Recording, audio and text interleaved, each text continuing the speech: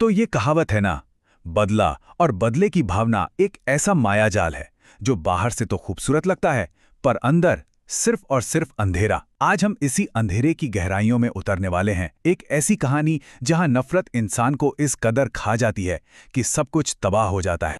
चलिए पता लगाते हैं कि बदले की असल कीमत क्या होती है, और वो भी तब जब रास्ता काले जादू का चुना जाए। यकीन मानिए, ये कहानी एक चेतावनी की तरह है। ये दिखाती है कि बदले की आग आखिर में जलाने वाले को ही कैसे राख कर देती है। तो कहानी के सेंटर में है कुसुम और उसका बेटा आरव। अब देखने में तो इनकी दुनिया बिल्कुल नॉर्मल सी लगती है ना? बेटा आरव कॉलेज जाता है, माँ कुसुम घर संभालती है। सिंपल। पर इस सिंपल सी जिंदगी के पीछे एक बहुत गहरा राज भी है। आरव सालों से एक चीज नोटिस कर रहा है। उसकी माँ हर रात बिना किसी को बताए चुपके से घर से निकल जाती है। पर कहाँ जाती है, क्यों जाती है, इन सवालों का जवाब उसके पास नहीं है। चलिए कहानी के पहले मोड़ पर चलते हैं।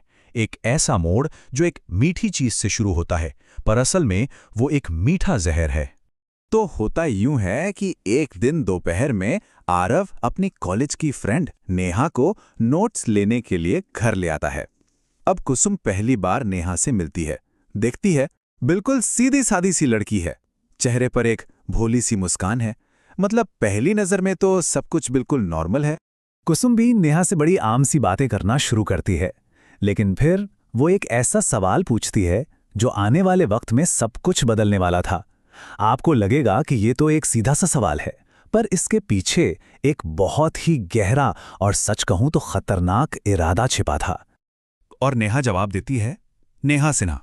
बस ये जो सरनेम था ना, सिन्हा, इसे सुनते ही कुसुम के अंदर जैसे कुछ टूटता है, पर वो अपने चेहरे पर कुछ भी जाहिर नहीं होने देती।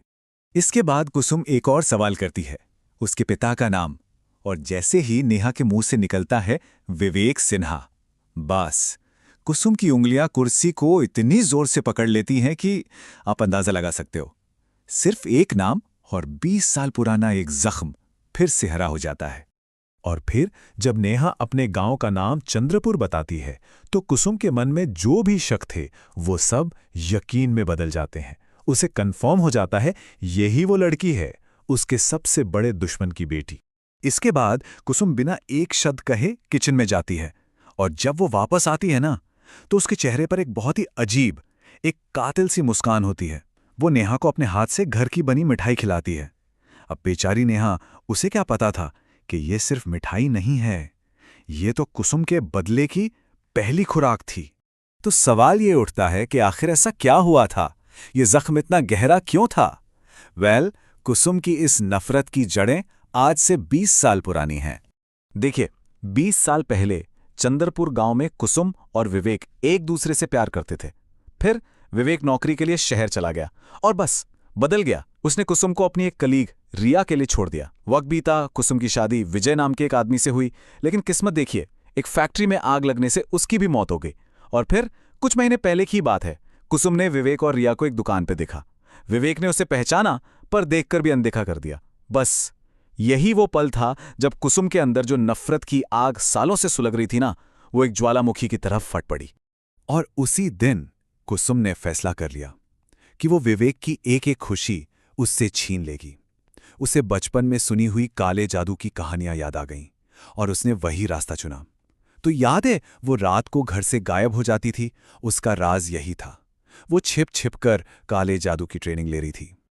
और अब जब शिकार खुद चलकर शिकारी के दरवाजे तक आ चुका था, तो कुसुम ने अपने जादू का जाल बुनना शुरू कर दिया। कुसुम का प्लान बड़ा सीधा सा था। स्टेप 1, उसने जादू की हुई मिठाइयों से नेहा को अपने बेटे आरव के प्यार में पूरी तरह से पागल कर दिया। स्टेप 2, वो नेहा के हाथों उसकी माँ रिया के लिए भी मिठाइयाँ भेजने लगीं, और इन मिठाइयों का असर ये हुआ कि रिया बहुत बीमार रहने लगी। अब जैसे जैसे रिया की हालत बिगड़ रही थी, आरव ने अपनी माँ की आंखों में एक अजीब सी संतुष्टि देखी, एक खुशी देखी, और यहीं से उसका शक गहराने लगा। तो एक रात जब कुसुम घर पर नहीं थी, आरव ने हिम्मत करके उसके कमरे की तलाशी ली, और उसे जो कुछ मिला उसे देखकर उसके पैरों तले से जमीन खिसक गई। एक पानी का गिलास जिस पर नेहा का नाम लिखा था, एक पैकेट जिसमें किसी के बाल थे, और एक रुमाल जिस पर रिया का नाम लिखा हुआ था। ये काले जादू का साफ साफ सबूत था। आरव ने सीधे अपनी माँ से जाकर सवाल किया और कुसुम ने सब कुछ कबूल कर लिया। हाँ, उसी ने नेहा को आरव के प्यार में फंसाया है और हाँ, वही रिया को धीरे धीरे बीमार कर रही है। उसने अपना मकसद भी साफ साफ बता दिया कि वो विवेक को तोड़ना चाहती है, पहले उसकी पत्नी को खत्म करके, फिर उसकी बेटी को और आखिर में विवेक को। और बस यहीं से ये कहानी अपने सबसे खौफनाक मोड़ पर पहुंचती है, जहां जादू का ये खेल अब जानलेवा बन चुका था। कुछ ही दिन गुजरते हैं और रिया की मौत हो जाती है। आरव पूरी तरह टूट जाता है। वो अपनी माँ के पास जाकर लिटरली भीख मांगता है कि माँ बस करो, तुम्हारा बदला पूरा हो गया। लेकिन कुसुम की आंखों में रहम का कोई निशान नहीं था। उसका जवाब एकदम ठंडा और साफ था, नहीं आरव, अब नेहा की बारी है। ये सुनकर कुसुम आरव को एक कमरे में बंद कर देती है। अब बेचारी परेशान नेहा जब आरव को ढूंढते उनके घर पहुंचती है तो कुसुम बड़ी चालाकी से उसे बातों में उलझा लेती है, उसे खाना खिलाती है और उस खाने में उसका आखिरी जहर मिला होता है। नेहा वो खाना खाकर घर लौटती है और कुछ ही दिनों में उसकी भी ठीक उसी तरह मौत हो जाती है। लो, कुसुम का बदला तो पूरा हो गया, पर कहते हैं ना, बदले की आग अपने पीछे सिर्फ तबाही छोड़ती है, और ये तबाही अंतिम थी। अपनी माँ के ये खौफनाक कारनामे और नेहा की मौत का सदमा आरव बर्दाश्त नहीं कर सका और उसने अपनी जान दे दी।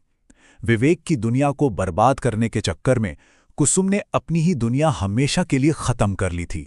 अब कुसुम के पास क्या बचा? कुछ नहीं। बदला तो पूरा हो गया, लेकिन कीमत क्या थी? उसका अपना बेटा। इस सदमे से उसका दिमाग की संतुलन पूरी तरह से टूट गया। अब वो बस अकेली अपनी रसोई में बैठी रहती है और हवा में काल्पनिक मिठाइयां बनाती रहती है। आखिर में यही सच है, काला जादू किसी को नहीं बख्शता, अपने चलाने वाले को भी नहीं। तो ये कहानी हमें एक बहुत जरूरी सवाल पर लाकर छोड़ देती है कि नफरत की आग में आखिर जलता कौन है?